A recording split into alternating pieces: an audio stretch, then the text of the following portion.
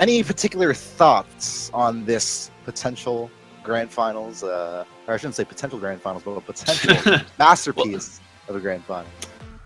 Well, let's see, potential thoughts. All I can say for certain is, if there's one X factor for each team, Extermination EXT cannot overextend. That's going to be what they're going to have to do. Team Olive has shown that they can take any opening and turn it into a knockout, turn it into a lockout. They have to be careful with how they go in.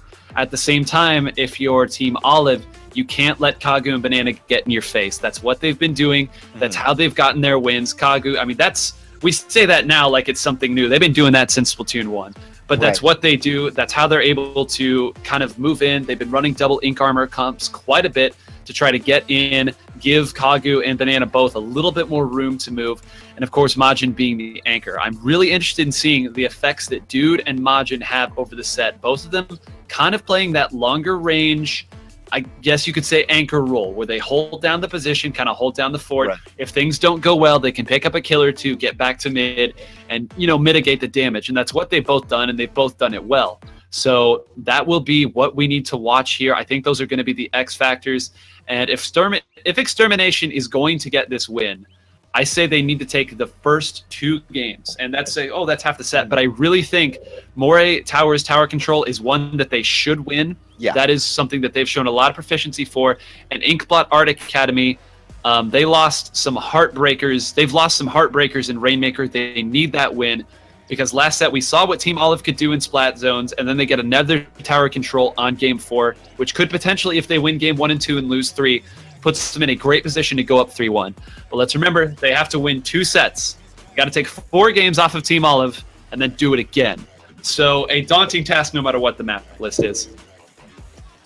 Yeah, I think basically what's most remarkable to me about Extermination is that their frontline's ability to stay alive is impeccable, and I won't say unmatched, but for the most part, it goes unrivaled for the most part. Yeah, because basically when you see that front line of Kagu and beyond there, I would say, especially on something like when we're starting off on Moray Towers and Tower Control, you need that front line with whatever blasters you have to be around for as long as possible, and they've shown their ability to find their way around. Whether that be through sheer individual play or teammates having their back covering ink all around them. And so that's what I'm looking forward to, at least in this Game 1 in particular. And, obviously there's a lot more to be said about the set as a whole, but we'll leave it to the games to say that. Yeah, and the games will speak. They always do. These are 2 teams that variations, maybe not on paper, Team Olive versus EXT. But Chimera and Bai, these are 2, like we said earlier, Hitzel and I were talking about how this is a primarily European team, Extermination entirely European. So these teams play each other, and they play each other a lot. So they're very familiar with each other, with comps. The only thing that's different here is the game, honestly. So it's going to be very, very, very exciting to watch. Yeah, I think basically it's going to be action-packed. I mean, given just the lineups as a whole and what we've seen from the teams individually, sort of, like, they've provided always consistent, like, action-packed games. And so when you put these two teams together with the formidable lineups that they have, that they like, I mean, but we were talking about aggression on Extermination's behalf before, but that we can't act as if we won't see the front lines of Dude going absolutely nutty and fuzzy, just knowing no boundaries for where to play positionally across the map. And so it should be thoroughly entertaining on both sides. Yep. And that's all we can ask for. We had winners finals go Game 5. We had losers finals go Game 5. The cherry on top of Splatoon 2's first major would be an incredible grand finals, and I certainly hope we get that. Game 1, Team Olive Extermination. If you haven't already shared this with your friends, go for it. Let's top that 1K. Let's get Splatoon 2 out there, and let's enjoy the show. Let's get it out there. Yeah, tweet it out if you can. Twitch.tv/InkTV Splat. As we're headed underway, grand finals. We do see Bucket on Soren's behalf. No Buckets coming in on Extermination's behalf, but they are rocking that 2 blaster strat. We've known them so well for it. Echo, of course, sniping to his heart's content, especially given that he doesn't face any competition with the same weapon class from Team Olive. Actually, no. Excuse me. There is... sorry, excuse me. Yeah, he is not facing any competition. Either way, Kagu just spotting out this right side here, plays this splat on this, able to cover his front. And in the meantime, he's going to be able to sneak around Fuzzy. Fuzzy doesn't catch him off, but fortunately enough, his teammate has his back. Dude, give it a cover kill. Yep, and that's what we've seen do. Cover kills has been the thing that Dude does here. Like I said, he is that anchor. He's the one who's able to kind of keep things calm, keep things mitigated. Got to be careful here. Gets his armor taken off by, I believe that was Echo there on the snipe. And Dude, unfortunately, just too many guns and too many grenades here. But one thing to keep a very close eye on is Team Olive has found success on this map. And they've done it by virtue of controlling the snipe of the opponent's team. They always find a way to get up to snipe at the most important times with the special or two. So right now, though the game is in its neutral situation, whichever team gets that first push, I expect the snipe to be run at, and I expect the gates to come crashing down. We'll see if this is what it is. Right. I mean, we still don't see that kind of level of territory control from Team Olive. Like, we still don't see them venturing up the snipe. Although, as soon as I say that, Echo is seen retreating completely from snipe. And that's going to lead to a checkpoint being cleared out. They were able to clear a couple of splats in front of tower towards that 70-point mark, which allowed them, totally enabled them to be able to aggress onto Echo there. That being said, 2 going down. That's 3 going down, and now it looks like everything's returning back to normal. That tower push, although getting to around the 60-point mark, isn't really too far. And surely, Extermination, with how far Kagu is going right now, they might be able to convert on what is an insane possibility. No, okay, gonna get taken down by Fuzzy there. Yeah, gonna get taken down, but Fuzzy gonna go down as well. And this one might get to the lead, if nothing else. All right, so that is going to be, well, no, not quite. I thought they keep hopping off right now, but is that... It looked like they had somebody up there on Overlook. I'm not really sure who it was, but it looked like somebody was up there. Again, we can see both names. These teams cannot see both names. They can only see the names of their team. So it's worth noting, if you're watching this and wondering, why don't they just splat out that person in front of them? It's not always that easy to see them. But yeah, it looks like it was Majin up here. And Dude going to go ahead and looks like he's going to leave it to his teammate. Going to use this Ink Storm pretty soon, I would have to imagine, at the very least, or maybe he's waiting to aid with the push. It looks like Majin actually came out on top of that firefight, and both teams kind of have things they have to deal with right now before they can start a push. Yeah, and he's going to have to deal with Kagu here all on his case. Then unfortunately for him, Kagu will be able to take him down before escaping once again. Let's get that spot bomb out to give him some coverage, but is forced to back off for now, and Kagu still giving the opposing team a bit of trouble here, as he will face some opposition in the form of burst bombs, but still somehow staying alive in a sea of yellow ink. It's a splat bomb to get the ink line going before nearly falling off, but it is going to be spotted out, as it is rather apparent. You know, there's a little blob traveling on a yellow piece of ink. Let's go ahead. A little bit. But Majin there with that splat bomb rush, I think, took out 2. They're going to get a chance to maybe get a little bit of push here. Dude going to be the last one. Dude going to go down. And this has been a very low-scoring game. We're down just below 90 seconds here. This game has advanced for a little while, and they got to stay on here. I don't see that timer moving down at all for some reason. I guess just a little bit too far in the end. Going to take out Fuzzy here. Going to get another chance here. Majin going to reposition himself. Dude's the last one. Dude's got to come up big. Does not, and this should be the lead. Should be, but the tri-slosh is right there. Okay, they're able to get rid of him, and I just want to commend Majin for his play, but maybe after this fight, yeah, they're going to be able to get the lead. Majin playing that super well. He was the first one on the tower, and I mean, thankfully to his teammate, or maybe that awareness, he was able to recognize, okay, they're coming back from base, coming back from spawn. I'm not even going to chance it, despite the fact that I'm in a good position to contest the tower. I'm going to hop off, use the range of my rapid blaster to push this up, and enable, you know, this tower to push up after my teammates can take care of them. That's going to lead to game 1 going to Extermination's side. Job well done on their part to play so patiently on that first checkpoint that both teams were somewhat flailing at for the majority of that game. Yeah, that was a very great job, and we can compliment. Hitzel had nothing but complimentary words to say there for Majin. Majin, of course, knows his role on the team. He's the one that doesn't really go in. It's his job to play that mid-range game, to always have a hitbox out near that tower. And unfortunately for Team Olive, you know, whether by choice or by being forced to, they were kind of trickling in one at a time into what was a 2 or 3 person advantage there for Extermination. Of course, even with spectator mode, we weren't able to see everything.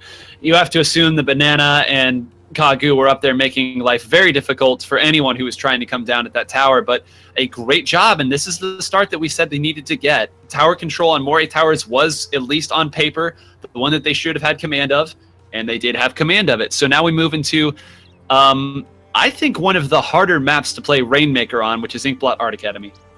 Right, yeah. This is something that you can often see people kind of fumble around that middle point towards the 60-point mark, and that's because that's where the Rainmaker so often has to go up that wall. It's pretty restrictive, honestly, in Rainmaker. I mean, restrictive in the kind of choices you have for advancing that Rainmaker. You can either choose the stairs that you cannot cover any bit of ink over or take the wall. And so oftentimes that's a choke point that a lot of teams can easily defend upon, and these two teams, especially Extermination, having one person go down, they're gonna hope to maybe get to that defensive point as two will go down. Majin's taken off to the right there. Tri-Culture is able to get onto one, and two are actually down on both sides now, so a little bit of maybe calm play, maybe not as much of the first strike that we were assuming might happen, but either way, dude getting pushed in, and they're gonna lose the Rainmaker to this left side here, as Kagu pushing up so well for his teammates here. They might be able to actually push us up to the 60 point. Yeah, they're pushing Echoes up there. Far ahead. Ballers coming out. Wait for oh, who was that? Was that? I think that was Soren. I believe that was the bucket.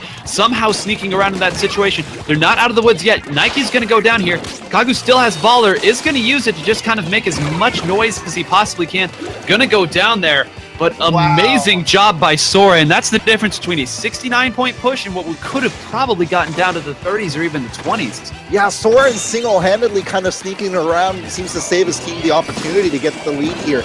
I mean, obviously they haven't really been able to get into the opponent's territory, but with Soren being in that position, the ink was in the middle of the map, didn't really change hands as a result of all that focus on the Rainmaker.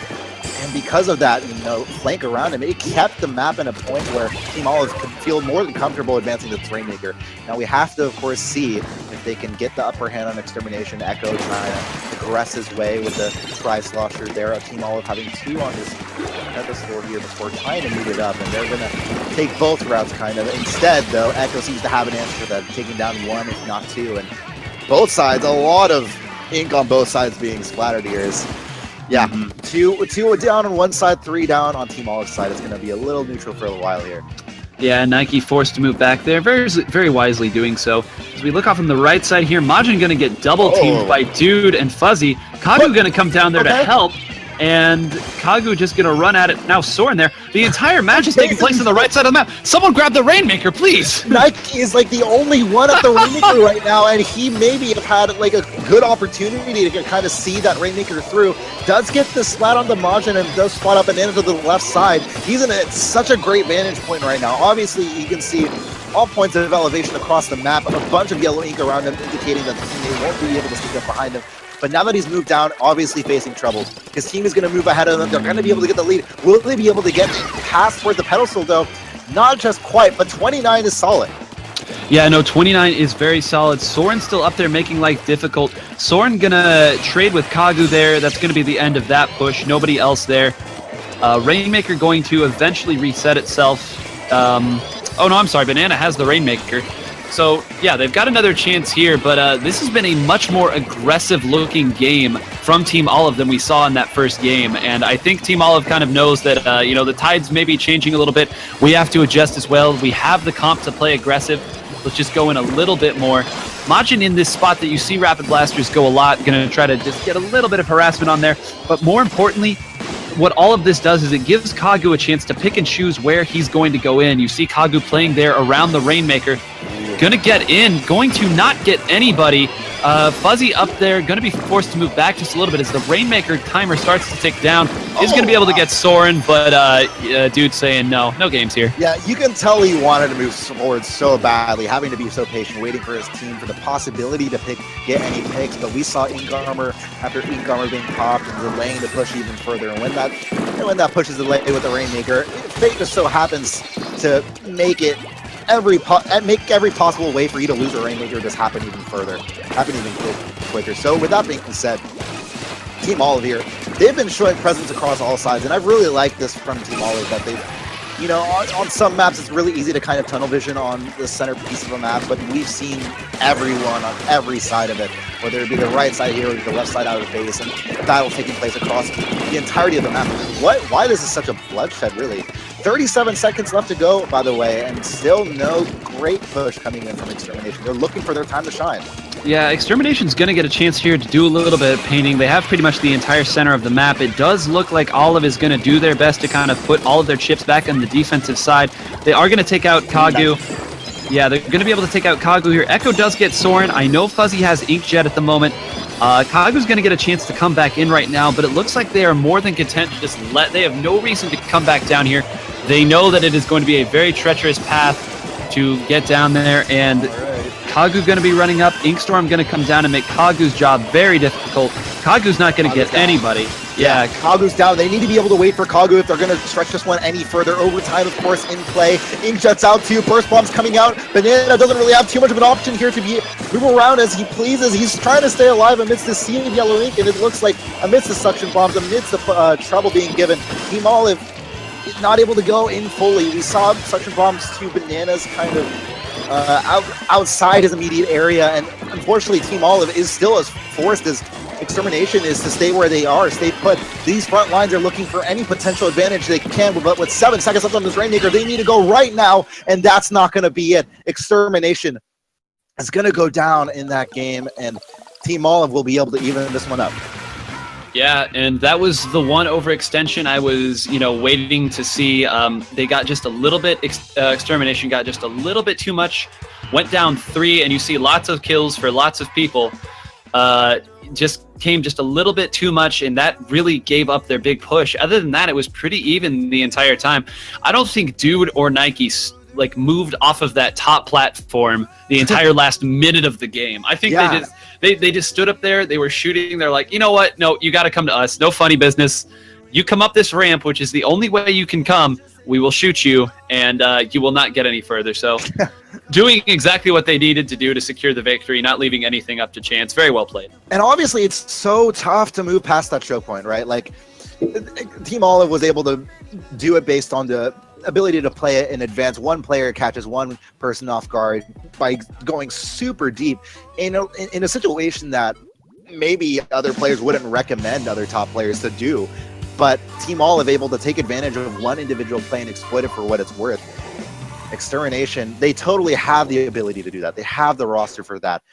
And we're going to want to see that going into Game 3 here. This is a very fun map. The first time these two played in that winner's set, it was Rainmaker, but it was a heart-stopping victory with both teams taking the lead with, I believe, less than a minute. Lead shifted twice. But of course, the bridge, very important. Kagu knowing that going in right now, that's 2. This should be a 3rd here. Dude's not going to be able to get away. And now things get a little bit scary here. Kagu's going to be able to set up shop anywhere he wants, right below here, and just rain stuff up. Is going to be able to get the kill onto Fuzzy, which is huge. Yes, absolutely crucial. Not going to be able to get a kill here. They know he's there. Absolutely called out. But now Majin knows where Dude is. They're well aware, although we will see some callouts here and some Tenta missiles go down. Ticking down should get to about 50 before anything can happen here. Let's see if Dude can get something with his flank. Tenta missiles were absolutely crucial to being able to spot out those players. But not only that, get some ink coverage in the middle of the map. Completely purple at the beginning of the match. Of course not what Team Olive wants to see. But with this being done, with the Tenta missile set, with the front line finally given the chance to push on up, they were able to take down a couple of members from Extermination, get control of zone. Now the ball is in their court. Will they be able to actually push up Extermination and keep them gridlocked in their base? They're trying to play it safe, and I like this approach. They don't want to risk the opportunity to, play defensively, kind of play towards zone, and let Extermination come to them in situations they might not expect to be. And unfortunately, though, when you let people come to you, sometimes that can create an issue. Kagu not even going to be able to get his blast off, but they were able to get control there. Getting the trade with Fuzzy, and unfortunately, that's going to be quite a few down. The last one going to be Nike once again. Nike is going to be able to get the kill to kind of mitigate some of the damage here. Majin still stuck in the middle. Soren and Dude going to absolutely crush poor Majin in that center, but we're going to see some spawns here again. And one thing that I do want to kind of point out is I love how Dude will he'll just wait with his Tenta missiles, make sure that he knows where all 4 people are, make sure his teammates know where all 4 people are, and then he fires them. A very underrated tool. Well, not even underrated, but just something that if you're new to Splatoon may not necessarily stick out to you as something that the Tenta missiles can do, but very good to do when you are with the team. Now Dude holding on to this top bridge area, spots out Kagu below him. Kagu gonna roll his way up, and the bomb just too much. And they've got to get control. They've got to be careful here. Kagu can't go in too deep. He does, and he gets punished by Nike. And the advantage that they had goes away very quickly. And it looks like Olive will take control of the zone again.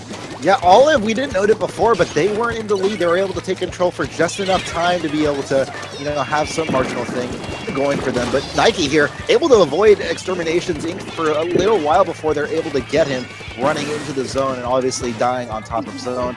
Not the best thing for your team if you're trying to recover control of that zone. But with that being said, it looks like Extermination here doing what they can to push into the entrance towards the middle of the map here. It looks like they should be able to answer back. And I want to point out, you go down. I do want to point out another thing that happened there. Fuzzy once again got taken out after using the inkjet by Kagu. We didn't have that necessarily, but I was able to see it on the overhead. Fuzzy built up that, and unfortunately not getting anything to go off of it. Both ink mines go off. Somebody got hit there, I think. Oh wow! How did that happen? That was so fast, but Majin able to get 2 kills here. They should be able to get control back here. Dude gonna have to kind of be the hero down there below, not able to keep control of the zone. I believe Dude is still alive though, gonna wait. No, Dude finally goes down. Soren is there, Soren goes down. Now it's just Nike once again, and I feel like we've been saying that a lot. Nike, the only one left. He's gonna super jump back, yeah. And Majin there, he did what he could to keep the zone back. Fortunately enough, when they did lose control of zone and lose the for just a second, they were able to take it right back up, and with 17 points left to go on this one, Majin might be able to secure the lead for his team if they're able to stop Dude and go from coming, but Majin can't do much about it. He was one of the only few staying alive towards zone. Bomb Rush is going to come out, and I think he's going to be able to stay alive to be able to keep control there. Nicely done for Majin to stay alive, get all of his bombs out from his Bomb Rush, and for Kagu to follow this one up as well. Yeah, once again, Nike being the last one alive. Dude gonna somehow salvage a kill out of that. I thought for sure he was done. They're able to get 2. Now 3 people are gonna get the crush on the zone, and once again, Extermination so close yet so far. Gonna get some chance here to call out where they are. Fuzzy's up on the raised level, Soren on left, Nike up in mid. They have their defenses set up the way they want to, but they have to be careful here. Soren going in pretty deep, but does get the kill.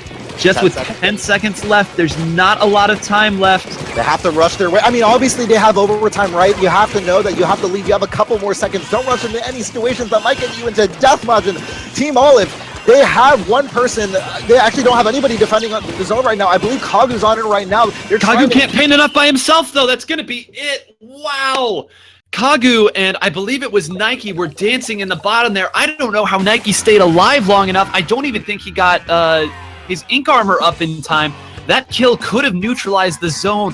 What an amazing job there. Nike, 6 ink armors, Soren 6 ink armors, 14 kills by Nike. Kagu and Majin doing their thing, but once again, a razor's edge. That is exactly how the sets have been between these two. Yeah, and incredible stuff to see. Obviously, having both sets go, or the last 2 games go into overtime, a clear indication of how far these teams are really reaching.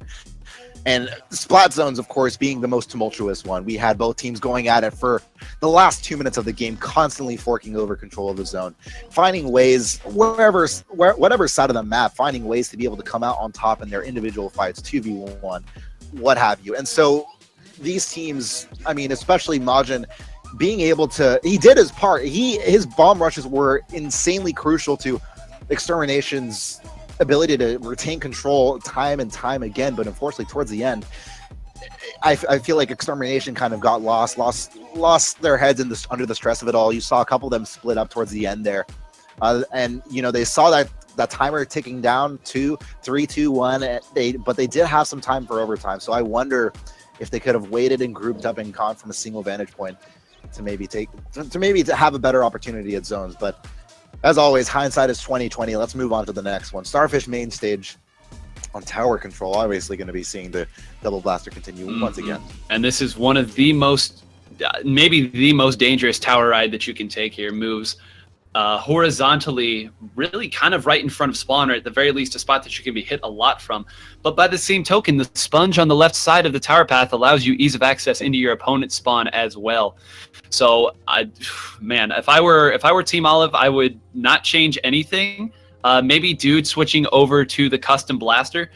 You just have to, whatever you do, hold down the fort. You cannot let this get away from you. You cannot let 3 or 4 of you go down, because that is going to give Kagu and Banana chances to not only get in your get in a danger zone, but actually get in your spawn and slow things down, and it's going to be very hard for you to get back in there and defend the tower. So, and by the same token, that goes both ways. Olive had a very dominating win here against Rising Moon on the winner's side of bracket, but I mean, it would behoove us if we didn't say that Extermination, I mean, they are the scary one in this matchup. Yeah, for sure. I mean, obviously for Extermination here, they have the ability to dominate on tower control specifically.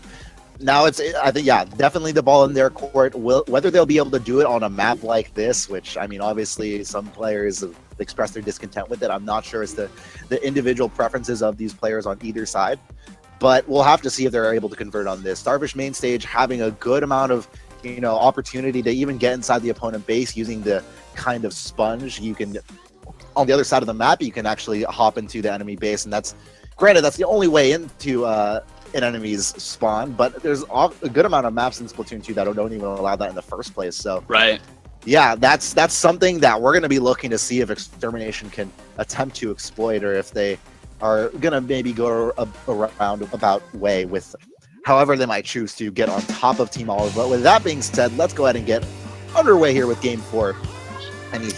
Any thoughts on particularly how this map might go? Well, I think that the thing that, of course, both sides are going to need to be careful about is this map is made for flanks. One thing, I don't know if he'll opt to use it, but of course, Majin with those ink mines, now with that echo locator function, can set that there and pretty reliably put a check on any big flanks that happen, as it looks like Banana might try to go for something like that off of their right side, our left side. But it's one of those maps, like I said earlier, where if things start to steamroll, it could get really, really bad really quick. So, as important as ink control is in the middle, kills are going to be the story on this map. Whichever team goes down 3 or 4 first is going to find themselves in a very hard position, as we do see now 2 going down here on the part of Extermination, not able to get the kill on Fuzzy, and now things can get a little bit scary. Pretty far away from Ink Armor is Banana, does get the kill on Soren, and unfortunately going to get called out there by Dude. Fuzzy did end up using his Inkjet, if I'm not mistaken, but now how far will it go? How far will the ball start rolling? Majin not going to be able to get the kill on Dude. Well, I spoke too soon. Tourette's, my goodness, Majin, the ability to turn around and get a kill like that onto Dude of all people, especially nicely done on his part. And I mean, before, when we saw the overhead kind of perspective from Banana being the only one alive, I really love that position. Unfortunately, he gave himself away a little bit early in that altercation. But fortunately enough, his teammates were able to recover. The tower didn't push too much past that first checkpoint. Now it's within Majin's role. His role as a rapid blaster to get up on this this slosher, get up on the rest of Team Olive, use the range that he has, especially in this area with the sponge where the tower can oversee a lot of Team Olive's access points. Do what he can to prevent them from even approaching, even touching this tower. And he's going to have to do that very well, because as you see right there, pretty much every weapon, even the shorter range weapons, can put a hit on the tower. Very important that Majin is able to do his part to defend. Gets a kill on one of them, Soren. Fuzzy, of course, T-Tech wins that matchup more often than not. 55, still not that scary of a push, if we're being honest here. So, again, every time it doesn't get to 30, I'm gonna say good defense there. Hey, that's a fair point, but let's take a breather now, I suppose. I mean, Ink Army being popped preemptively just in case Extermination happened to be coming around. Looks like both sides are kind of taking a breather before the Inkjet's kind of deployed seemingly out of nowhere with no preemption. Majin gonna aggress from the left side. We're not able to see it just yet, as we're going to have Nike here on the point, focusing on what he can to push this even further. 2 down from Extermination's side. Team Olive kind of feeling out the waters here. See if they really want to push this one. They want to make sure they get rid of all their... Kagu. Yeah, he's able to at least put this push to a stop, if not single-handedly. Extermination able to do it on a team front. And he's going to be able to spot out another player. Dude going to go down instantaneously. Hopefully Dude calls him out into hits of everything here. Unfortunately, though, it doesn't seem like Soren is going to pay too much mind to him, and this might have been a communication mistake on Team Olive, perhaps, as Extermination finally going to be able to get the tower back to the 5-point mark, push this lead even further. And with this roller available to you, might just Yeah, there's the... Oh, no, never mind. Wow. Put the direct on the Nike. Okay, nicely Wow. done. Yeah, getting something there. For those of you who aren't familiar with the Baller Special, it's not a true invincibility in the fact that it can be destroyed if it takes enough damage there. So right there, he popped it, but it got broken very, very quickly by the many, many guns that were on him. And once again, Kagu is going to get the kill onto the Inkjet. He has been doing that a lot. You know, Luna Blaster just don't care, I guess. Nerf it more. Yeah, of course, dude. Luna's too broken, especially, at least from what we're seeing here. Team Olive not able to actually get the push that they want. They still have 2 live, though. Can they actually come up clutch? Fuzzy, getting covered by the Rapid Blaster, forced to stay within the range of that suction bomb. Nicely done on Magi. Kagu got a triple. And Banana, in the meantime, after that triple, is going to be able to push ahead. 1 minute left to go, and Extermination has got to be thinking, okay, guys, we have the majority of control here. We're going to be able to spot them out individually. We have this game. This is our game to win. Will Team Olive be able to come back from that? Is there anything in particular they need to do here? I think that Team Olive has gotten very, very close a lot of times. That last time, actually, it was Kagu going all the way on one of the biggest flanks that we've seen, and he was able to get the 2 jumpers that were coming in. So Kagu, once again, they've got to take out Kagu first. I know that goes without saying, but Kagu took out Dude there. Fuzzy going in deep, and Fuzzy able to get Majin. This is what they needed. They have a numbers advantage right now. Kagu gonna take a little bit to get back here to the middle. Echo doing his best to build up another ink armor, but this is scary now. Kagu going for the same flank as last time. It might take him a bit to get there. Looks like Fuzzy splats him out. No, Kagu gonna be able to get 1, and Kagu is going to be able to get just enough. But they're not on the tower. They were and that's on the game. tower. They had all. So Kagu came around and got the 2 kills there. And then the last one, which I believe was Soren, had to go and deal with Kagu. But because of that, there was nobody left to get on the tower. And the same flank off that right side worked twice in a row for Kagu. And that is as close to a carry as you will see at this level of Splatoon. Honestly, 19 while the rest of your team is still in the single digits. Great job there by Extermination, taking, again, the tower control match. And if they do push it to Game 7, they do get a tower control there at the very end. I was about to say, I've got my eyes on that Game 7, especially after a stellar performance like that for Team Olive. You've got to be a little bit disappointed if this set gets to a tower control, because so far that's been quite the thorn in your back.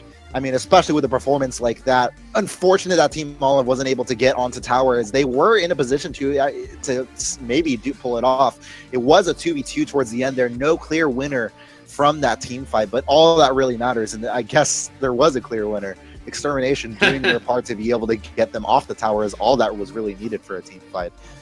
And so maybe Team Olive can kind of regroup. They maybe identify that, yeah, we didn't necessarily lose that team fight, but those that were in the best position to get on that tower are the ones that went down, and we have to be able to regroup right now. It's an even set, 2-2, and this is the game that really starts to set the tide of momentum for who might win it. And this is another Rainmaker. The Rainmaker has gone back and forth between these 2 teams. Both teams kind of getting a heartbreaking win / heartbreaking loss in the times that we've seen it before. And this is, again, the comps have stayed pretty much exactly the same throughout the entirety of this. The only one really switching being Dude. So we'll see here what they end up opting to go for. Kagu gonna shark just a little bit. Does get spotted out by Fuzzy. Fuzzy takes him out. Gonna go down to Banana there on the revenge kill. Banana and Nike gonna trade some shots as end zaps. Banana gonna go down here, and suddenly this is a big advantage on the right side. We'll see if they're able to get there. Echo the last one. Kagu gonna get a chance to do something, but Soren with the Rainmaker gonna be able to go off pretty well by himself. Gonna get it all the way. Well, it's still not done. How are you still alive? That's a full wipe, and that's gonna be that might be game. Wow. And it looks like Team Olive was immediately like that, able to exploit such a small weakness, such a small opening, and still take advantage of it. Nicely done on their part. Not only is that a win, but that's a slap to the face to Extermination. Wow, and heartbreaking wins and heartbreaking losses. Nah, we're just gonna... God, 1 death. They had 1 death that entire game, and it was Fuzzy on a revenge kill. That was it. That was the only death they had. I don't know how Soren stayed alive that long with the Rainmaker, but he did, and they got 2 consecutive wipes. And for those of you who aren't familiar with Splatoon, 2 consecutive wipes will usually lose you the game. And Team Olive is out here. They're like, we caught you sleeping. We caught you completely off guard. And we're going into tournament point as we're going into Splat Zones here. And this is exactly what they wanted. All the momentum in their favor, potentially avoiding tower control where Extermination thrives in. And it's going to be on a map both sides are familiar with, right? But obviously, this is something spectacular to see from Team Olive. And I'm really keen to see how the start of this match goes in particular as well. Obviously, this isn't something as immediately ending as Rainmaker, right? But with Splat Zones, especially on something like Port Mackerel, the potential remains to be able to lock someone down to some extent. Obviously, not to the same extent as Splatoon 1, but even then, it's still scary for Extermination.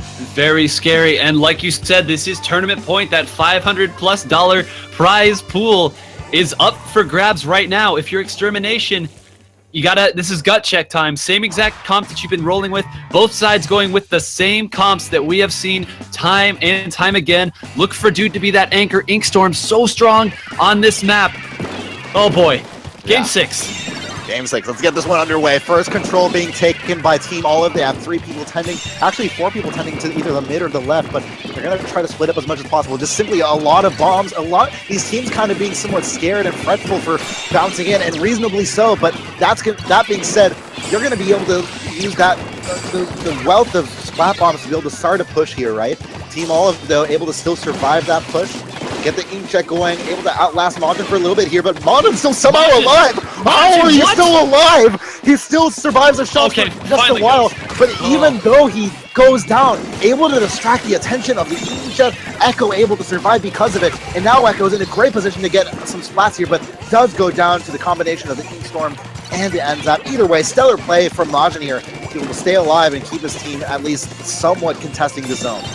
Yeah, but they've got to be very careful here. You see 2 of them going down, where you only see 1 of Team Olive going down. They are doing a much better job of staying alive right now. This is a true neutral situation here in the middle of the map. Both sides trading pretty much even ink, but one team has more control of the zone, and that is Team Olive. As I say that, there goes control back to the other way, and now it is a 3v4 situation. Kagu gonna sneak around here. Is he gonna be able to get a kill on Soren? He's going to get the trade. This might be enough. Dude's gonna have to make a play here. Does get the Inkstorm out just in time. That might be just enough to neutralize the zone. And yes, it is just in time. 71. That was tied in Splatoon. They have a penalty there. They haven't stacked the penalty just yet. Territory still wants somewhat neutral, but they're actually going to get the penalty just there. And I was going to say, that push from Kagu, absolutely stellar, but he did it at a time when 2 of his teammates went down as a kind of compensatory measure, and unfortunately wasn't enough to be able to fit the bill and get zone for long enough, just by a single hair. And so for Team Olive, you've got to be thankful, counting your lucky stars, even though Extermination seems to be able to get the zone once again, run down the penalty. And with that being said, Kagu once again has the opportunity to push into enemy ink here, gets rid of Nike, maybe able to get rid of the finals here. Doesn't quite get the shot arcing over that wall. Soren able to survive for another day. And he's going to push out that ink cover. They have to. If they leave it go for any further, they might actually see this game completely through. Team Olive able to get that ink cover, get a kill on the zone, and that's going to be control for them. Majin and Kagu going just a little bit too deep there. I know that's been their thing, but they went really deep, and there was only 1 person left in the zone. You saw almost no resistance when they came back in with that ink armor now, and that penalty is entirely gone. I know that says 20 seconds left, but 20 seconds goes by very, very quickly when you don't have a lot in the zone. Kagu's got to get a kill here on the right side. He's able to get the splat on Dude. He's able to get the splat on Dude. Yeah. Not able to get anything on Fuzzy. They do get it. They're able to splat out Soren there by himself. Kagu gonna go down there, but that was just enough of a distraction on Fuzzy, right? Dude gonna jump in. Banana not gonna be able to kill on him. Echo gonna go down, and just like that, I think control's gonna shift back in. Control goes all the way back to Olive just like that. Yeah, they're going to have to try to wind this penalty down. Honestly, Fuzzy pushing up there in the position that he did, he made a decision there. I had to get some splats, something, and while the other team was getting control over the zone. Unfortunately, he didn't get any. Crab Fresh put plenty of bombs on the zone, and that's what resulted in this lead staying in their favor. Fortunately enough, though, for Team... Oh, actually, I was about to say they had control of zone, but with that, I was going to say that they had maybe some semblance of an opportunity to expand this lead, or expand this opportunity, rather, but Extermination showing a mastery of this kind of control over mid, at least in being able to return to it. Getting this flat onto zone is really important there as well. I mean, they lose control of zone right now, right? But they've shown time and time again that they're able to come back really quickly. Now, Kagu is in kind of no man's land, and that's where he loves being, though. Yeah, but he gets taken out very quickly there. Fuzzy in a very commanding position. This is going to be lead. Yeah. I'm not sure that this won't be game. They don't have... Extermination doesn't have any opportunities to get in. Dude and Nike both set up on the left side. Fuzzy's tracking around in the middle. Banana's got to get this kill on Fuzzy right now, and does. They do get enough kills. The only one up left is Nike. We've said that so many times. Wow, you want to talk about clutch. They had every single one of those kills that they got. They had to get right then, and they did. 15 seconds left on the penalty. Don't speak too early, though. We see Olive right around Echo. He wasn't able to get the shots needed on top of Team Olive, but his teammates able to help him out there. 17 seconds left to go. They wind down the penalty. They're still losing this, and they need to be able to play this one back. They need to be able to defend this one as much as possible. Echo not really in a great position right now. Doesn't have the support of his teammates to keep control of this, and he needs more coverage. Kagu's in zone right now. They lose the zone, just like that. With 1 point left. Oh my goodness, with 1 point left to go, and Team Olive have won. G7 Splatoon, they're going to take over 300 points in prizes from a last-second push. I have no idea how they pull that off, but that's it. Inkstorm. It was due to Inkstorm right there at the end that gave them just enough coverage. There was paint coming in on the part of Extermination, but it just was not enough. You see 6 Inkstorms coming in there from Dude. Hugely important. Nike once again staying alive as long as he could, getting all of those ink armors. And if you're Extermination, how many close games did they drop that? Heartbreaking. But Team Olive emerging on top of an incredibly stacked G7 first Splatoon major. And like you said, they are taking home the goods, the cash, the moolah, whatever you want to call it. But more importantly, they're taking home the win. My God, and what a job well done to Team Olive, right? Able to show resilience in a situation that a lot of teams would just sit back and say, okay, that's it. Fine. 10 seconds left to go, 15, whatever. And we lost control of zones, and that's what cost us. And Extermination was in such a great position to move that, and I wonder what exactly went wrong for them. We saw zone completely purple, the immediate area past zone completely purple. Echo in a great position to actually defend it on the right lane there, supported by his teammate covering the left lane. I wonder where the other two went. Maybe pushing past too far. I'm not too sure. Yeah, no, it's tough to say in that big scramble. A lot of people thinking a lot of different things. But thankfully for Team Olive, they seem to have all the people in the right position there. And what a great set. 2 sets that those two teams put up. First going 3-2. This one, it's a 4-2. It may as well have been a 4-3. Very, very close. And just the clutch factor of Team Olive. I mean, if this is your first time watching Splatoon, these two teams have been at the top for a long time. And you see why there's so many situations, we said it, where other teams would fall apart. They were able to bring it back and make clutch play after clutch play, getting the kills when they needed to. And wow, what a great set. What a great way to start Splatoon 2. It really is. And obviously there's so much more to be said about these teams and what just transpired right now. But there's plenty of competitions happening throughout the Splatoon community, especially with the advent of this game happening so recently. If you guys are interested in competitive Splatoon, keep your eye out for everything on InkTV Splat, and as there's plenty of tournaments to come.